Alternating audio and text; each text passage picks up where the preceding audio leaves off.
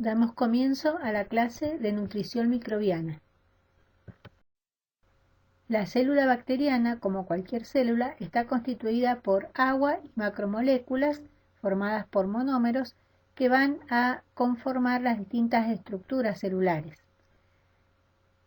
La célula necesita incorporar nutrientes no solo para sintetizar estas estructuras, sino también para obtener energía y poder mantener la célula y multiplicarse.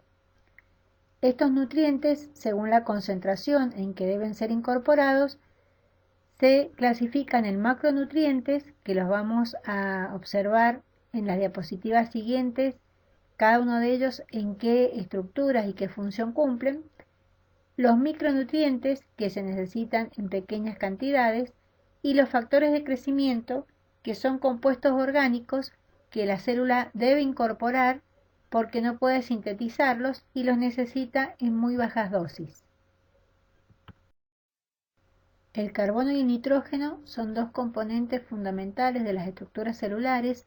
El carbono constituye el 50% de peso seco de la célula y los microorganismos pueden incorporarlo como compuestos orgánicos, vamos a ver que se los denomina heterótrofos, o como compuestos inorgánicos, como el dióxido de carbono, pueden fijarlo y son microorganismos autótrofos.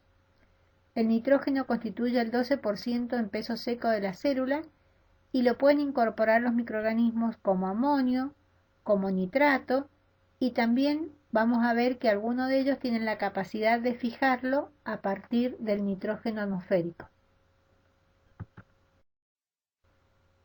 El fósforo lo pueden incorporar como fósforo orgánico o inorgánico, forma parte de ácidos nucleicos y de las membranas en los fosfolípidos, de estructuras tan importantes como las moléculas de ATP. El azufre lo pueden incorporar como sulfato, como sulfuro, forma parte de aminoácidos azufrados, de vitaminas como la timina y la biotina, y de grupos de enzimas. Y acá está listado el resto de los macronutrientes y algunas de las funciones en las que intervienen.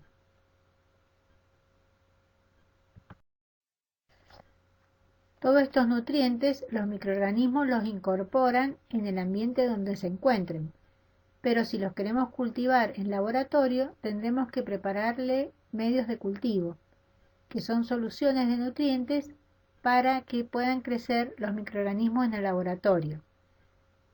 Los componentes esenciales del medio de cultivo van a ser una fuente de carbono, fuente de nitrógeno, una base mineral en la cual incorporaremos los elementos inorgánicos, factores de crecimiento si son necesarios y agua. Los medios de cultivo los podemos clasificar en definidos y complejos según su composición. Definido es un medio que contiene agua y cantidades precisas de compuestos orgánicos o inorgánicos puros, en los cuales se conoce la composición exacta. Un medio de cultivo complejo son los que usan hidrolizados de productos animales o vegetales como caseína, carne, soja, extracto de levadura, en los cuales la composición química no es definida, sabemos lo que contienen, pero no conocemos con exactitud cuánto peso tienen, por ejemplo, de aminoácidos, de vitaminas. Generalmente se utilizan estos hidrolizados de productos para aportar factores de crecimiento. También podemos clasificar a los medios en selectivo y diferencial. Los medios selectivos contienen compuestos que inhiben el crecimiento de algunos microorganismos y no de otros, entonces seleccionamos lo que queremos que crezca. Y un medio de cultivo diferencial tiene un indicador para distinguir por las reacciones químicas que se producen en el crecimiento unos microorganismos de otros. Acá vemos ejemplos de medios de cultivo. Subrayado en rojo tenemos un medio definido para Escherichia coli, en el cual conocemos el peso de cada uno de los componentes. En verde vemos un medio complejo, Conocemos el peso de los componentes, pero por ejemplo el extracto de levadura o la peptona, que son hidrolizados de proteínas, no sabemos con exactitud qué cantidad aporta de cada uno de los elementos. Cuando vamos a cultivar microorganismos, necesitamos conocer cuál es el requerimiento nutricional que tiene. Acá vemos algunos ejemplos de medios de cultivo. El medio 1 tiene solamente una fuente mineral y agua, es decir, que van a poder crecer en él aquellos microorganismos que tomen el nitrógeno y el carbono de la atmósfera. El medio 2 tiene un aporte, además del agua y de la base mineral, de cloruro de amonio, es decir, tiene fuente de nitrógeno, solamente van a crecer en él microorganismos que utilicen el dióxido de carbono atmosférico. El medio de cultivo 3, además, tiene el agregado de glucosa como fuente de carbono. En el medio 4 se le agrega ácido nicotínico, que es una vitamina, un factor de crecimiento para algún microorganismo que no lo pueda sintetizar. Hasta acá tenemos medios de cultivo sintéticos, sabemos la cantidad de todos los componentes.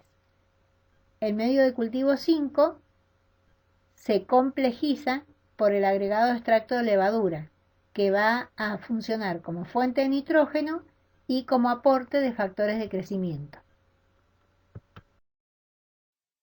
Cuando preparamos un medio de cultivo debemos esterilizarlo, es decir, eliminar todos los microorganismos que estén presentes en él para que solamente puedan crecer los que nosotros cultivemos. En el campus tienen en los trabajos prácticos un video que les muestra la esterilización de los medios de cultivo. Los microorganismos, además del requerimiento de nutrientes, necesitan también condiciones físicas adecuadas para poder crecer. Estos requerimientos físicos son los que vamos a tener en cuenta para incubar esos medios de cultivo y vamos a desarrollar a continuación cada uno de ellos. Cada microorganismo crece en un rango de temperatura que es reflejo del hábitat en el que se encuentra. Por debajo de la temperatura mínima hay una gelificación de las membranas, se dificulta la nutrición, no hay crecimiento pero tampoco hay muerte, puede haber daños subletales. Por encima de la temperatura máxima hay desnaturalización de las membranas y muerte celular. Y tenemos valores óptimos en los cuales las reacciones enzimáticas permiten que el microorganismo crezca a la máxima velocidad. Según el rango de temperatura de crecimiento, podemos clasificar a los microorganismos en psicrófilos, mesófilos, termófilos e hipertermófilos. En su relación con el oxígeno, a los microorganismos los podemos clasificar en aerobios, como aquellos que necesitan una concentración de oxígeno de alrededor del 20% para crecer, microaerofílicos, aquellos microorganismos que requieren valores menores, alrededor del 2 al 10% de oxígeno, y aerobios facultativos, a los microorganismos que pueden crecer en presencia de oxígeno o no. Los microorganismos anaerobios no pueden crecer en presencia de oxígeno y a su vez los podemos clasificar en microorganismos aerotolerantes, aquellos que pueden crecer pero no lo usan, y microorganismos anaerobios estrictos, aquellos que mueren en presencia de oxígeno. Esto puede suceder porque no pueden eliminar las formas tóxicas que se originan en el metabolismo del oxígeno. Esta molécula no es tóxica en sí, pero sí forma compuestos que son letales, como por ejemplo el singlete de oxígeno, el anión superóxido, el peróxido de hidrógeno y el radical oxidrilo. Aquellos microorganismos que necesitan del oxígeno para vivir contienen enzimas que van a destruir las formas tóxicas del oxígeno. Estas están presentes en los microorganismos aerobios y aerobios facultativos. Las más comunes son el sistema de la superóxido dismutasa y la catalasa. El pH intracelular de los microorganismos tiene valores cercanos a 7, pero los clasificamos según el valor de pH del ambiente en el que viven. En acidófilos viven a pHs menores a 7, como hongos y algunas bacterias; neutrófilos en pH cercanos a 7, y alcalófilos, aquellos que se encuentran en ambientes alcalinos y tienen una fuerza motriz de sodio. Este requerimiento debe controlarse en los medios de cultivo. Se regula el pH al valor óptimo de crecimiento con soluciones de hidróxido de sodio y ácido clorhídrico. También se agregan a los medios de cultivo buffer de fosfato que mantienen el pH en un rango aceptable, a pesar que el metabolismo de los microorganismos genere productos como ácidos o álcalis que tiendan a modificarlo. Estos buffers también suministran fósforo. En el caso de microorganismos que producen muchos ácidos, se agrega a los medios de cultivo carbonato de calcio, que es más efectivo en mantener el valor de pH estable y sirve para diferenciar los cultivos productores de ácido, ya que se produce un halo transparente alrededor de las colonias. La presión osmótica nos mide la disponibilidad de agua en una solución y va a depender de los solutos que ésta contenga. Esa disponibilidad se expresa en el valor de actividad de agua, que es el cociente entre la presión de vapor del aire en equilibrio con una solución y la presión de vapor del agua pura. Estos valores oscilan de 0 a 1, siendo 1 el valor de actividad de agua del agua pura. En la solución del suelo, por ejemplo, estos valores van de 0.9 a 1. Uno de los solutos que contienen las soluciones pueden ser el cloruro de sodio. Hay microorganismos que no son tolerantes, no halófilos, los llamamos, a la presencia de cloruro de sodio. Otros son halotolerantes, es decir, que soportan ciertas concentraciones. Los halófilos son microorganismos que necesitan la presencia de esta sal, y los halófilos extremos crecen solamente en ambientes que contengan entre un 15 y un 30% de cloruro de sodio. Otro de los solutos puede ser la glucosa. Va a aumentar la presión osmótica de las soluciones, y los microorganismos que crecen a altas presiones osmóticas por presencia de glucosa se denominan osmófilos. También hay otra clasificación de microorganismos que crecen a bajas actividades de agua, que se conocen como microorganismos xerófilos. El fósforo lo pueden incorporar como fósforo orgánico o inorgánico. Forma parte de ácidos nucleicos y de las membranas en los fosfolípidos, de estructuras tan importantes como las moléculas de ATP. El azufre lo pueden incorporar como sulfato, como sulfuro. Forma parte de aminoácidos azufrados, de vitaminas como la timina y la biotina, y de grupos de enzimas.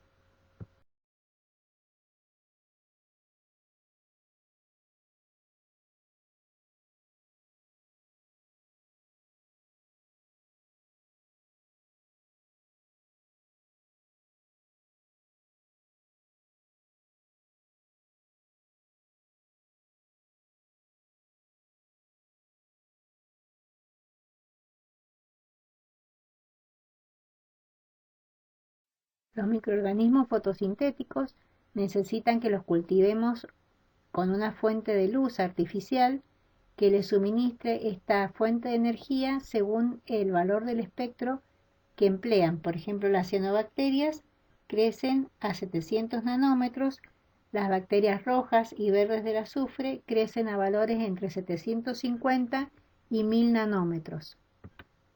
Otros microorganismos necesitan crecer en aires enriquecidos con valores de dióxido de carbono entre 1 y 5%, y también hay microorganismos que necesitan que les agreguemos quelantes a las soluciones de cultivo para que mantengan los minerales en suspensión y nos precipiten los mismos como fosfatos insolubles si el medio tiene este anión.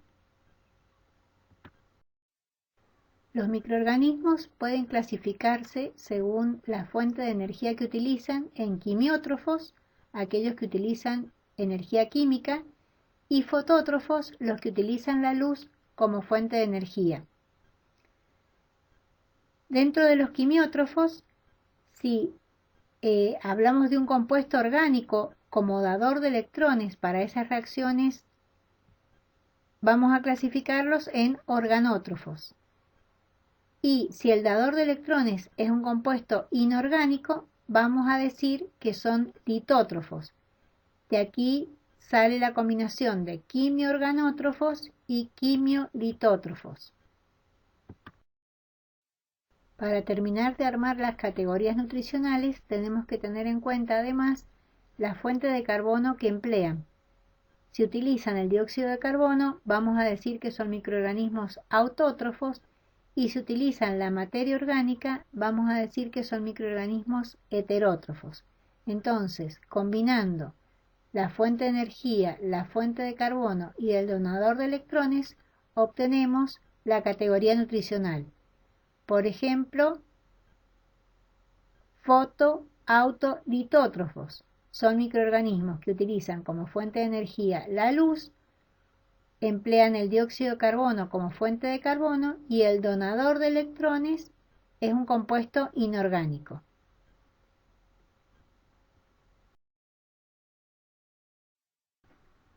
En esta última diapositiva vamos a relacionar las categorías nutricionales que vimos recién con la clase de la semana próxima, que es metabolismo microbiano, el conjunto de procesos que realizan para obtener energía. Los microorganismos que son quimio-organótrofos van a obtener energía química a partir de un compuesto orgánico, por distintos procesos de fermentación, de respiración aeróbica, cuando el aceptor final es el oxígeno, o de respiración anaeróbica, cuando el aceptor final es un compuesto oxidado diferente al oxígeno. Ese compuesto orgánico también les sirve de fuente de carbono, es decir, que estos microorganismos son todos quimio-hetero-organótrofos. Los microorganismos quimiolitótrofos van a obtener energía química a partir de un compuesto inorgánico. Y la fuente de carbono es el dióxido de carbono, es decir, que son quimio-autolitótrofos. Esta categoría es exclusiva de los microorganismos y fue descubierta por Winogradsky. Los otros microorganismos obtienen energía a partir de la luz, por el proceso de fotosíntesis, son fotótrofos. Si la fuente de carbono que utilizan es el dióxido de carbono, vamos a decir que son fotoautótrofos. Y si el dador de electrones es un compuesto inorgánico, como en el caso del agua en la fotosíntesis oxigénica, vamos a decir que son fotoautolitótrofos. También pueden ser fotoautoorganótrofos si el dador de electrones es un compuesto orgánico reducido como los ácidos. Y por último, hay microorganismos que son fotoheterótrofos, es decir, que la fuente de carbono es un compuesto orgánico y este compuesto también sirve de dador de electrones, es decir, que van a ser todos fotoheteroorganótrofos. Para que este tema les resulte más fácil y lo puedan asimilar, en la guía de nutrición tienen ejercicios y problemas para poner en práctica todos estos conocimientos.